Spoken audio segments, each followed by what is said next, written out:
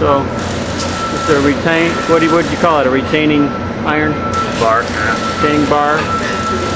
Holds the trays in. Each individual tray slides out so you can clean it. That's the end where the wire goes down and where you hook it with the tool. And if we grab the tool and slide it down